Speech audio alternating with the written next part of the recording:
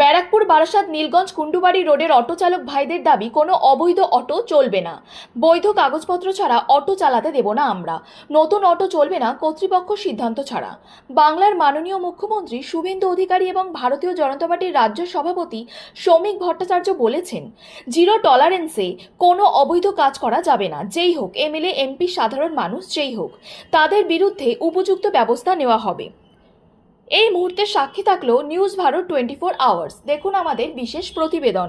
এই কর্মযোগটা হচ্ছে দাদা, বিগত অনেক বছর ধরে যে তৃণমূলের সময় থেকে যে অবৈধ গাড়িগুলো আমাদের রুটে ঢোকানো হয়েছিল, আগামী দিনে ঢোকানোর চেষ্টা করেছিল অনেক গাড়ি, সেই গাড়িগুলো আমরা আটকেছিলাম।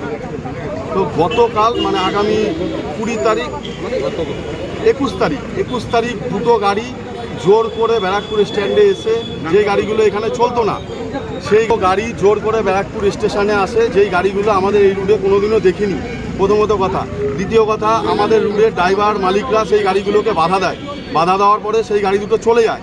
চলে যাওয়ার পরে আমাদের ব্যারাকপুরের থেকে বিএমএসের একজন কর্মকর্তাকে দায়িত্বে আছে বিবেক আচার্য সাউ বলে, সে আমাদের ইউনিয়ন অফিসে বোধহয় বসে। সে এসে গাড়িগুলোকে জোর করে প্যাসেঞ্জার বসিয়ে দিয়ে লাইন নিয়ে গাড়িগুলোকে নিয়ে চলে যায়। তখনই কালকে আমরা সবাই মিলে আলোচনা করি যে এইগুলো আমরা হতে দেইনি আর দেব না আগামী দিনে। এই কারণে আমরা কালকে ব্যারাকপুর বারাসাত রুট বন্ধ করব সকালবেলায়। সেই কারণে আপনারাও দেখছেন যে সব অটোগুলো এখানে আমরা আজকে অবরোধ করে দাঁড়িয়ে আছি। আর দ্বিতীয় কথা হচ্ছে, এই গাড়িগুলো হচ্ছে যে মূল দাবি কি আপনার? মূল দাবি, আমরা এই গাড়িগুলোকে চলতে দেব না আর দেইনি, দেব না। পুরো অবৈধ গাড়ি আমরা দেব না চলতে, কোনো অবৈধ গাড়ি চলতে দেব না। আর আমাদের যে মিনিস্টার সাহেব পরিবহন দপ্তরে যিনি আছে, মাননীয় অর্জুন সিং সাহেব, তিনি এটা বলেছেন যে প্রত্যেকটা বিধানসভায় 100 করে অটো পারমিট দেবে, সেটা সরকারি নিয়ম মেনে হবে, সেটা সবাই মানতে বাধ্য। সেটা হলে লিগাল প্রসেসিংয়ে যেই রুটে থাকবে সেই রুটে গাড়ি চলবে। কিন্তু এই রকম ইলিগালভাবে, অবৈধভাবে কোনো গাড়ি আমরা চালাতে দেইনি আর দেব না। আগামী দিনে আমরা এটা আটকাবো।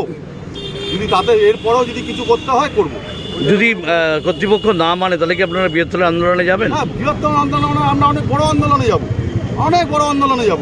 সেটা ওনার ধারণার বাইরে। অলরেডি তাদের কাছে মেসেজ চলে গেছে, হয়তো আপনাদের মারফতে, যাই হোক অন্য কারোর মারফতে, তারা অলরেডি গাড়ি নিয়ে আসা বন্ধ হয়ে গেছে, আসেনি রীতিমতো, তারা এখন আর বেরোয়নি।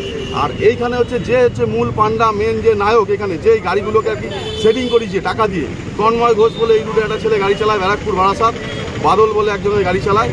সে গিয়ে ওই মালিকগুলোর সঙ্গে গিয়ে সেট আপ করে, টাই আপ করে মোটা অঙ্কের টাকা সেটিং করেছে। সেটিং করে টেবিলের তলায় বসে কয়েকজন মিলে এই টাকাটা সেট আপ করে, পুট আপ করে এই গাড়িগুলোকে কালকে। আপনারা কি চাইছেন? আমরা চাইছি এই গাড়ি কোনো রকমভাবে আমরা চলতে দেবো না। শাস্তি চাইছেন? হ্যাঁ, অবশ্যই, অলওয়েজ শাস্তি। যারা এইসব কাজ করেছে তারা যাতে ইমিডিয়েটলি এই সব দুর্নীতির থেকে দূরে সরে যায়, আমাদের যাতে সামনে না থাকে। আমাদের সংগঠন আমরা নিজেরা চালাবো। আপনার নাম? আমার নাম দাদা বিশ্বনাথ পাল। আমি এই রুটের ড্রাইভার কাম ওনার, ব্যারাকপুর বারাসাত রুটে। ধন্যবাদ। সবাই মিলে আমরা করবো এটা। ধন্যবাদ দাদা। আপনাকে বলবেন কতটা অরাজকতা?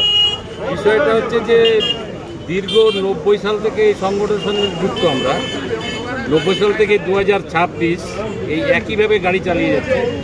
বিগত দিনে আমরা দেখেছি যে বামফ্রন্ট আমলেও গাড়ি রাস্তায় ঢুকতো না, কোনোভাবেই ঢুকানো যেত না, ওরা যেভাবেও ব্লক করে রেখেছিল। গত 15 বছরে তৃণমূলের আমলে যে হারে কোটি কোটি টাকা, মানে লক্ষ লক্ষ টাকা নিয়ে একটা গাড়ি ঢুকানো হয়েছে, সেটা হিসাব করলে কয়েক কোটি টাকা দাঁড়ায়। তাও আমরা অনেক প্রতিরোধ করেছি, চেষ্টা করেছি, কিন্তু আমাদের দাবি রাখা হয়। কিন্তু একই কায়দায় বর্তমান যারা আছেন ক্ষমতায়, একই কায়দায় ঠিক এই শুরু করেছে। মাস দুয়েক আগে একটা গাড়ি জোর জবরদস্তি রাস্তা বন্ধ করে ঢুকানো হয়েছিল, সেটা মেনে নিয়ে কালকে আবার, গতকাল আবার দুখানা গাড়ি জোর জবরদস্তি এসেছে। আমি ছিলাম না, পরে শুনলাম যে নেতৃত্ব থেকে এসে এখান থেকে জোর। আপনারা কি চাইছেন? আমরা চাইছি এইভাবে কোনো রকমের সম্ভব না। অবৈধ গাড়ি নিতে পারি 20 কিলো, আমাদের গাড়ি 30 কিলো চাপানো। আপনারা কি চাইছেন? মূল উদ্দেশ্য অবৈধ গাড়িগুলো বন্ধ।